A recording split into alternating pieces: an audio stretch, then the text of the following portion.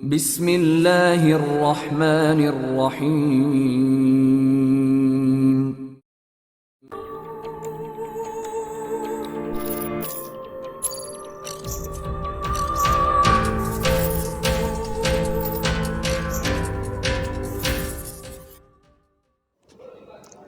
अस्सलाम वालेकुम दोस्तों।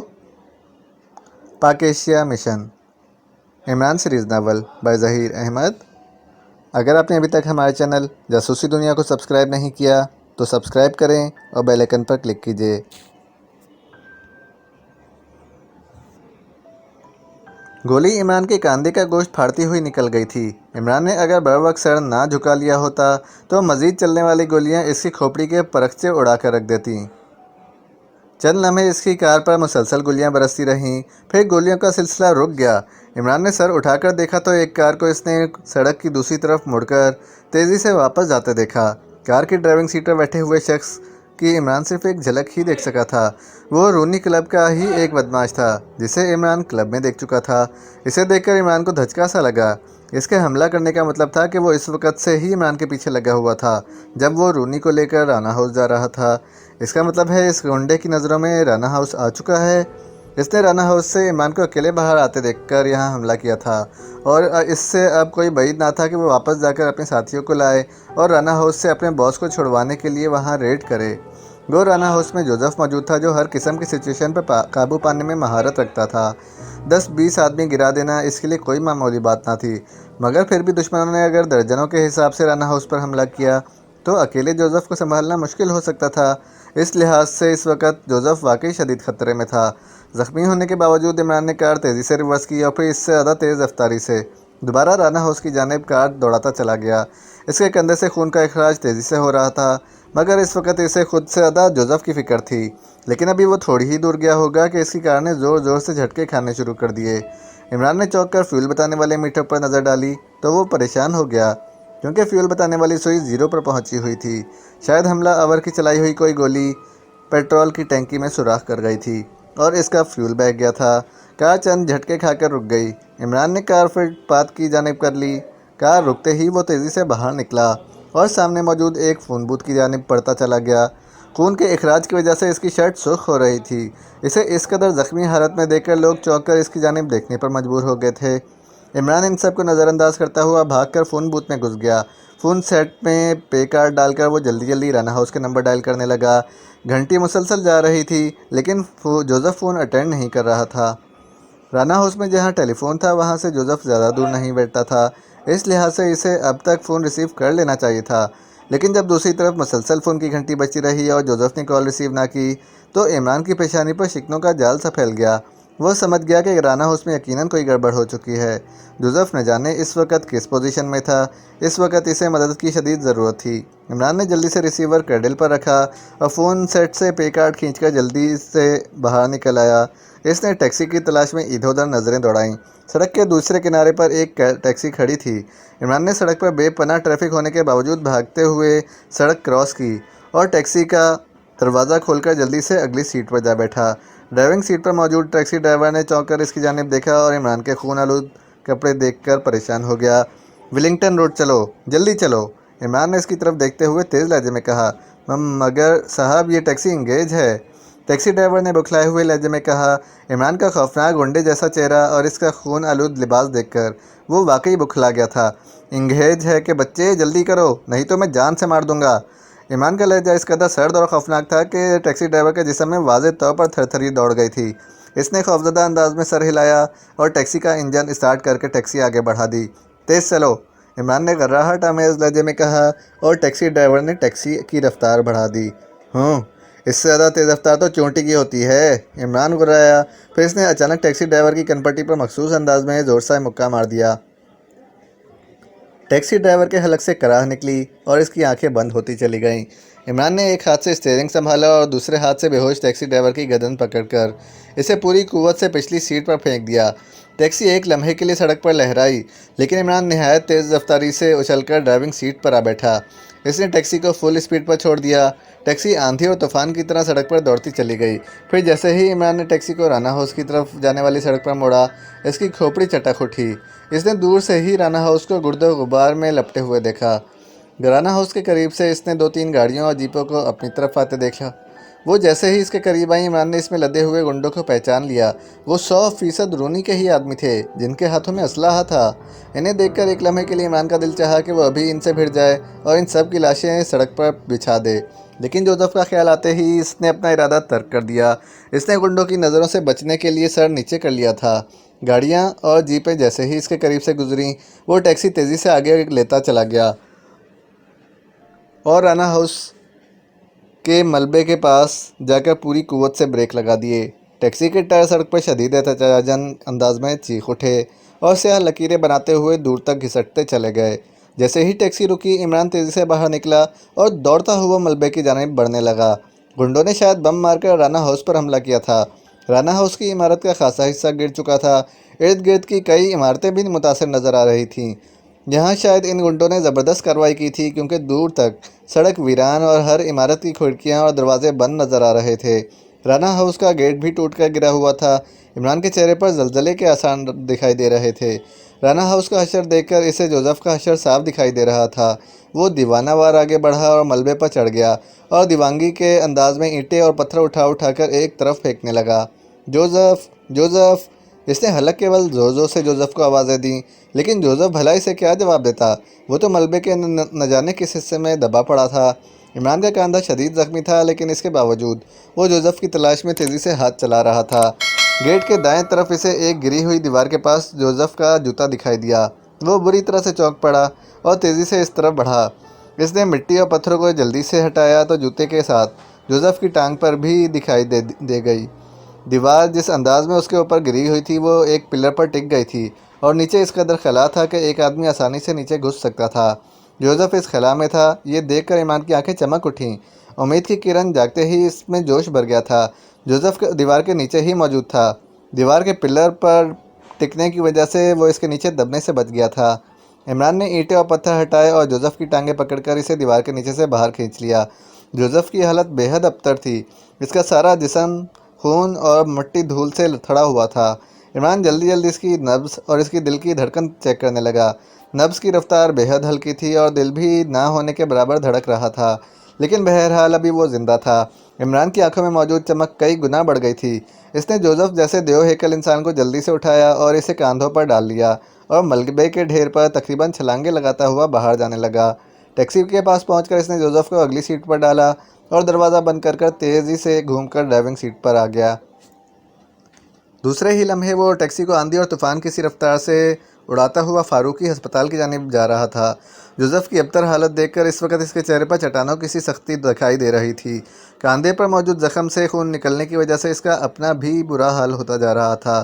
खून की कमी होने की वजह से इसकी आंखों के सामने बार बार अंधेरे का गिलाफ चढ़ रहा था, मगर वो सर झटक झटक कर इस गिलाफ को दिलो दिमाग से हटा रहा था। वो जानता था कि अगर वो अस्पताल पहुंचने से पहले बेहोश हो गया तो फिर जोसेफ को दुनिया की कोई ताकत नहीं बचा सकेगी। जोसेफ की आंखें बंद थीं और वो उखड़े उखड़े सांस ले रहा था। इसकी बिगड़ती हुई हालत देखकर इमरान टैक्सी को फुल स्पीड से दौड़ा रहा था। सड़क और बाज़ारों में मौजूद ट्रैफिक ज़्यादा थी, मगर इमरान टैक्सी को आंधी और तूफ़ान की तरह कभी दाएं तरफ से निकाल ले जाता, कभी बाएं तरफ से। इसे इस कदर तेज़ रफ्तार ड्राइविंग करते देखकर लोग खौफजदा हो रहे थे और घबरा कर बेख्तियार अपनी गाड़ियाँ रोक लेते थे। फारूकी अस्पताल पहुंचते ही इमरान ने ब्रेकों पर पूरी कुव्वत से पैर दबा दिया। टैक्सी घिसटती हुई तेज़ आवाज़ के साथ अस्पताल की सड़क पर लंबी स्याह लकीरें बनाकर एक झटके से रुक गई। वहां मौजूद लोग घबराकर इधर उधर हो गए। टैक्सी रुकते ही इमरान तेज़ी से नीचे उतरा। नहायत तेज़ रफ्तारी से वो टैक्सी की दूसरी साइड पर आया।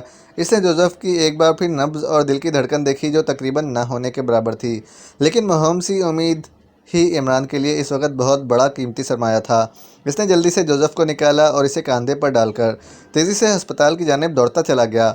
दो दो तीन तीन सीढ़ियाँ फलंगता हुआ जैसे ही वो अस्पताल में दाखिल हुआ, कई लोग इसकी तरफ लपक पड़े। अरे अरे, कौन हो तुम, और इस तरह मुंह उठाए यहाँ क्यों घुसे आ रहे हो? ये कोई आम अस्पताल नहीं है, एक वार्ड बॉय ने इमरान की तरफ आते हुए चीख कर कहा।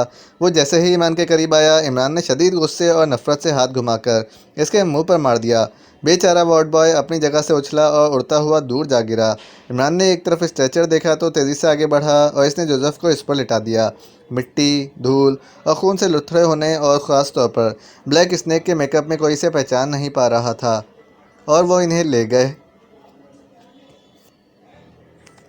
और वो इन्हें ले गए इमरजेंसी रूम में ताकि उसको बर वक्त इलाज फराहम किया जा सके। खावर और चौहान एयरपोर्ट की तरफ मौजूद थे और वहाँ पर लोगों पर नज़र रखे हुए थे। ये भी तो हो सकता है कि इस तरह गलियों बाज़ारों में ख्वार होने से बेहतर है ऐसी ट्राई ले ली जाए। दूसरे ऐसे ममालिक से जिनके साथ हमारे हालात कशीदा हैं अफराद पर ख़ास नज़र रखी जाती है। एयरपोर्ट्स पर लगे खुफिया कैमरे में इस वक्त तक इन अफराद पर नज़र रखी जाती है जब तक वो एयरपोर्ट और एयरपोर्ट के अहाते में रहते हैं, चौहान ने कहा और खावर पुरख्याल अंदाज में सर हिलाने लगा। ओह वाकई, इस बात की तरफ तो मेरा ध्यान ही नहीं गया था।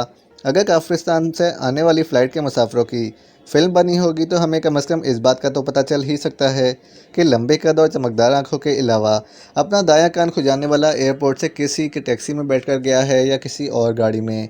अगर वो किसी प्राइवेट कार में बैठ गया होगा तो हम इस रंग और मॉडल को देखकर ही कार तलाश कर लेंगे।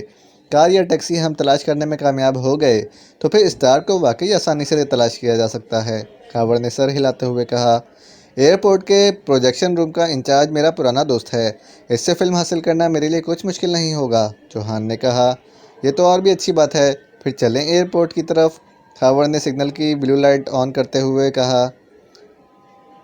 चलो, चौहान ने सर हिलाकर कहा। इसी वक्त ग्रीन लाइट ऑन हो गई। इससे पहले कि खावर कार आगे बढ़ाता, अचानक इनकी कार का पिछला दरवाज़ा खुला और धम से कोई अंदर आ बैठा। वो दोनों चौंक कर एक साथ मुड़े थे। कार की पिछली सीट पर एक निहायत हसीन और जमील गैर मुल्की लड़की बैठी मुस्कुरा रही थी। इसके बाल सुनहरी और आंखें गहरे नीले रंग की थीं। रंग खिलता हुआ और सुर्खी माइल था। माफ़ कीजिएगा, दरअसल मेरी गाड़ी ख़राब हो गई थी।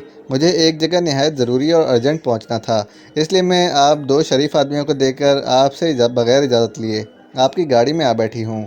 आपको कोई एतराज़ तो नहीं? देखिए मोहतरमा, हमारे पास इतना फालतू वक्त नहीं है कि हम आपको आपकी मंजिल तक पहुंचा सकें। अगर हमें देर हो गई तो हमारी फ़्लाइट मिस हो जाएगी। आप प्लीज़ कार से उतर जाइए और किसी और की कार में जाकर बैठ जाइए या फिर कुछ देर रुककर टैक्सी का इंतज़ार कर लें। ये हाईवे है, इस तरफ टैक्सियों का आना जाना लगा रहता है। इसे लड़की का यूं बेबाकाना अंदाज में गाड़ी में बैठना पसंद नहीं आया था। एयरपोर्ट? आप लोग एयरपोर्ट की तरफ ही जा रहे हैं ना? ओह, मुझे भी इस तरफ जाना है। इस तरफ जो क्रॉस रोड आता है इसी जानिब राजिम कॉलोनी आती है। आप मुझे बस इस रोड पर उतार दीजिएगा, आगे मैं खुद ही चली जाऊंगी, लड़की ने जल्दी से कहा। खावर ने कुछ कहना चाहा मगर चौहान ने जल्दी से इसके कंधे पर हाथ रख दिया। खावर ने चौंक कर चौहान की जानिब देखा और फिर सर हिलाकर कार आगे बढ़ा दी। क्योंकि एक तो सिग्नल खुल चुका था, दूसरे इसके पीछे मौजूद गाड़ियों ने हॉर्न पर हॉर्न बजाने शुरू कर दिए थे। शुक्रिया, बहुत बहुत शुक्रिया, आप लोग बहुत अच्छे हैं। मैं आपका ये एहसान ज़िंदगी भर नहीं भूलूंगी। खावर को कार आगे बढ़ाते देखकर लड़की ने खुश होते हुए कहा। आप कहाँ से तशरीफ़ लाई हैं? शक्ल सूरत से तो आप यूरोपियन मालूम होती हैं, मगर आपके बोलने का अंदाज़ एक्रेमियों जैसा है। ओह, असल में मेरा बाप एक्रेमियन था जबकि माँ का ताल्लुक़ यूरोप से था। पली बड़ी तो मैं यूरोप में ही हूँ, मगर बाप की ज़बान यानी एक्रीमियन बोलना मुझे ज़्यादा अच्छा लगता है। इन दिनों मैं चंद फ्रेंड्स के साथ वर्ल्ड टूर पर हूँ। मेरे दोस्त घर पर आराम कर रहे थे, मैं यूं ही बेमकसद घूमने फिरने के लिए निकल आई थी। फिर न जाने कार को क्या हुआ, सिग्नल पर रुकते ही इसका इंजन बंद हो गया। बहुत कोशिश की मगर इंजन स्टार्ट ही ना हुआ। ये तो शुक्र है कि मैंने कार इस सड़क की साइड पर रोकी थी। अगर सड़क के दरमियान ख़राब होती तो मुझे सचमुच बेहद मुश्किल पेश आती। लड़की हद से ज़्यादा बातों नहीं मालूम हो रही थी। आपका नाम क्या है? कैटी। ओह सॉरी, मेरा नाम जेनिफ़र है। कैटी असल में मेरी एक फ्रेंड का नाम है। मैं इसके बारे में सोच रही थी, इसलिए इसका नाम मुँह से निकल गया, लड़की ने जल्दी जल्दी से कहा। इसके नाम बदलने की तावील सुनकर खावर और चौहान ने इस बात में सर हिला दिया। आपके टूरिस्ट साथियों में किसी का नाम स्टार्क भी है? चौहान ने बैकव्यू मिरर में लड़की के चेहरे पर नज़रें गाड़ते हुए अचानक पूछा और फिर इसने स्टार्क के नाम पर लड़की को बुरी तरह से चौंकते देखा। इसे इस तरह चौंकते देखकर चौहान के चेहरे पर ज़माने भर की हैरत दर आई। इसने तो यूं ही अंधेरे में तीर छोड़ा था, इसका इस तरह अंधेरे में छोड़ा हुआ तीर ठीक निशाने पर बैठेगा, इसके बारे में तो इसने सोचा भी ना था। लड़की के चौंकने का अंदाज साफ बता रहा था कि वो स्टार्क के बारे में अच्छी तरह जानती है या फिर वो लामहला स्टार्क की ही साथी है। खावर ने भी लड़की को चौंकते देख लिया था। स्टार्क? कौन स्टार्क? इस नाम का तो कोई टूरिस्ट हमारे ग्रुप में नहीं है। क्यों, क्या वो कोई तुम्हारा जानने वाला है? लड़की ने जल्दी से खुद को संभालते हुए कहा। इसकी बात सुनकर खावर ने चौहान की जानिब मायनेखेज नज़रों से देखा। चौहान ने धीरे से सर हिला दिया। ये इनकी खुशकिस्मती ही थी कि स्टार की साथी खुद ही इनकी कार में आ बैठी थी, वरना इनकी तलाश में न जाने इन्हें कहाँ कहाँ की आग छानना पड़ती। खावर ने आगे आने वाली मोड़ की तरफ कार मोड़ी तो पीछे बैठी हुई कैटी या जेनिफर बुरी तरह से चौंक पड़ी। क्या मतलब? ये तुम गाड़ी किस तरफ मोड़ रहे हो? इसने बुरी तरह से चौंकते हुए लहजे में कहा। इस तरफ रास्ता ख़राब है, हम आपको दूसरी तरफ से राजिम कॉलोनी की तरफ ले जाएंगे मिस। रास्ता ख़राब है? नहीं, तुम झूठ बोल रहे हो। लगता है तुम दोनों की नीयतों में फतूर आ गया है। रोको, कार रोको, लड़की ने बुरी तरह से चीखते हुए कहा। साथ ही इसने हाथ में पकड़े हुए पर्स को खोलना चाहा, लेकिन चौहान ने बिजली किसी तेज़ी से इसके हाथ से इसका पर्स झपट लिया और हाथ मारकर इसे पीछे धकेल दिया। चौहान ने पर्स खोला तो इसमें एक छोटा और चिपटा सा पिस्तौल था।